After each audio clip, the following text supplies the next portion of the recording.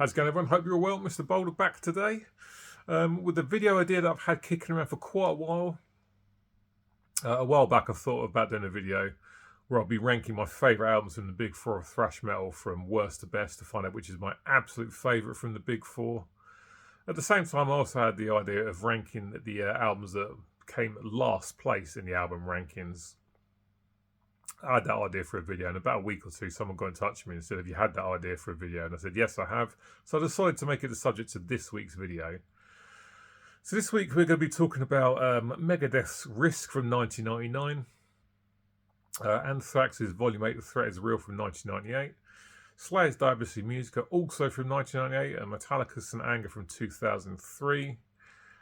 So 4 albums to talk about. We're going to get straight into it with the worst album from the Big Four. And for me, this is easily the worst of these 4. No doubt about it.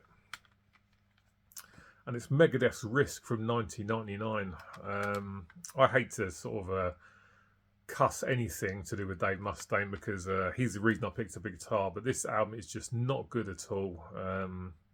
There's some okay songs on it, but that's about as complimentary as I can be about the songs I like the most. They're just okay. And those being the first 2, actually. Insomnia, which has got a really nice, strong chorus. Prince of Darkness, I like. And there's some other good stuff on this as well, like Breadline, track 5 is really decent. Time the Beginning, Time the End, the final 2 songs. But there's some absolute shit on this at the same time. I mean, track 4, Crush 'Em, which was actually the theme song for at the time, WCW wrestler Goldberg, is the worst shit in the world. It's an absolutely terrible, terrible song. It sounds like what it is, wrestler metal. Not good at all. Very, very weak. I don't really like anything about that song at all. You've got other stuff in there like Doctor Is Calling, which is not great. I'll Be There, which almost sounds like a power ballad, which is not great at all. Wanderlust, Ecstasy, and 7. Those 3 songs, don't care for any of those at all. One thing you have to think about when it comes to Megadeth, or at least I do, is the stellar, the very, very strong riff writing, which is completely absent here. There's some okay riffs, but even the best riffs on this album wouldn't have made it onto Megadeth, some of Megadeth's other albums.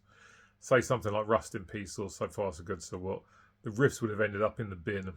Just not a good album. Very uninspiring. Not very interesting to listen to, and I won't be listening to it again for quite a while after listening to this about 5 or 6 times this week. Megadeth's Risk from 1999 is easily the weakest of these 4, and an album that can absolutely get in the bin. So up next at number 3 is Metallica's St. Anger from 2003.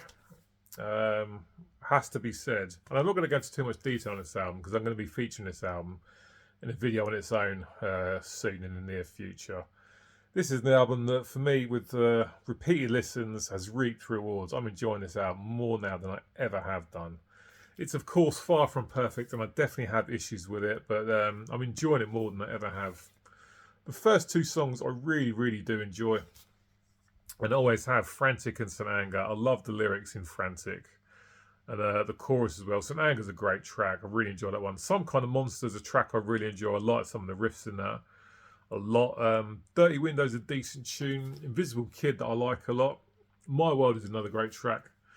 Then we get to some stuff that I'm still not that keen on at all, to be honest. Shoot Me Again is okay. But Sweet Amber is a song that can just get in the bin. Should not be on its album at all. It's a terrible, terrible song. The Unnamed Feeling is okay. I don't mind that one. Then you get Purify, which is second from last, which I really, really enjoy. I like the intro riff to that. Chorus is strong. All Within My Hands is a song where there's elements of it I like and elements of it I'm not so keen on. Of course, the snare drum sound is still horrible, and I've definitely got issues with some of the vocals in this. But on the whole, I'm more listening to St. Anger these days, the more I'm enjoying it. I know that'll be absolute craziness to a lot of you watching this. But I found that the more I've listened to it, the more I've started to enjoy it. And Metallica's St. Anger is number 3 in this video. Number 2, now this album is, without a doubt, in over 3 years of doing this channel, the biggest U-turn I've ever made on one album. And this album is only just being knocked into the number 2 spot. I nearly put it at the top of the list, and I cannot believe how much I'm loving this album.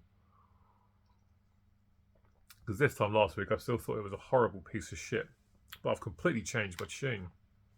On Anthrax's Volume 8, The Threat Is Real from 1998. Used to literally love one song. I thought a couple of others are okay, and then the rest of it can get in the bin. But I've totally changed my opinion. It's really, really good. I've listened to it about 6 times this week, and the more I listen to it, the more I'm enjoying it, and I really am enjoying this one a lot, and I cannot believe I'm saying it myself, but I'm really, really loving it now. First track, Crush, is driven by Charlie Benante's work on the toms. Great track, really good chorus.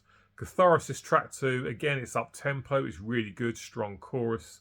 Inside Out track 3 is the one I've always loved. Brilliant riff. John Bush sounding great. It's got a solo from Dimebag Darrell on it. Piss and Vinegar, track 4. I used to hate that song. Now I really, really enjoy it. Very strong again on the chorus. And again, great vocals. Toast to the Extras is a song that's okay. There's definitely a country vibe in that one. I don't like it as much as the other songs, but it's still okay. Born Again Idiot, fantastic song. Really, really enjoying that. Again, very strong chorus. Great hooks. Killing Box is okay. Harm's Way is decent. Hogtide's a good track. Cup of Joe can still get in the bin though. That's like 46 seconds long and a complete waste of time. Just leave it off and it's a better album for it. Alpha Male, good track, and then ends with Stealing from a Thief. Excellent guitar intro. Again, a very strong chorus. John Bush across this entire album is incredibly strong. His voice is fantastic. Charlie Benante on the drums is also the other highlight here for me. There's some good riffs as well. And just an album I'm enjoying so much more, and I cannot believe I'm saying it, because I still absolutely used to hate this thing. But I've completely changed my tune. Without a doubt, the biggest U-turn I've ever done on an album on this channel. Volume 8, The Threat Is Real from Anthrax is absolutely fantastic. An underrated album now. I think the Bush era in general is quite underrated. And this is excellent stuff. Really, really loving it. Anthrax number 2. Really good stuff. So number 1 is an album that's never been a bad album. It just happens to be that the rest of the albums of this band are even better. So I thought this was going to be number 1, although, like I said, I nearly put Anthrax at number 1. But Slayer's Diabolus and Musica from 1998 is the best of the worst. But like I say, it's never been a bad album. It's just not as strong as the rest of the stuff in their discography. We've got Paul Bostaff on the drums here, and the rest of the usual suspects you expect to see us here on a Slayer album. The first 3 tracks on this album have always been superb. Bitter Peace, great opener. Death's Head, fantastic song. I love the vocal patterns in the verses from Tom Araya. The chorus is really strong. Stain of Mind, track 3. I remember hearing that first on a CD got free with Kerrang magazine. Then you've got Over Enemy, which is a decent track, but not as strong as what's come before it. Perversions of Pain's got some really good choruses in it. Love to Hate, Inside One, that's another decent track. Again, great vocals from Tom Araya. Side 2 Kicks with Desire, which is an okay song, but In the Name of God is up next, and that's really, really good. I love the riffs in that. Very, very strong chorus. Some nice hooks from the vocals. Scrum, I'm not so fussed by. Then you've got Scream from the Sky, which has got, again, it's got another very catchy, very strong chorus. Tom Araya's vocals, again, are excellent. And ends with Point, which is another great track that I really enjoy. So yeah, never been a bad album. So I'm not surprised that Slayer's Diabolus and Musica is my favourite from my least favourite from the Big Four. But yeah, it's a really, really strong album. It's got some weak points which I don't care for. But it's got some underrated Slayer songs on it, in my opinion. And I really enjoy this one, but just not as much as the other Slayer albums. But Slayer's Diabolus and Musica is my number 1 of the weakest albums from the Big Four.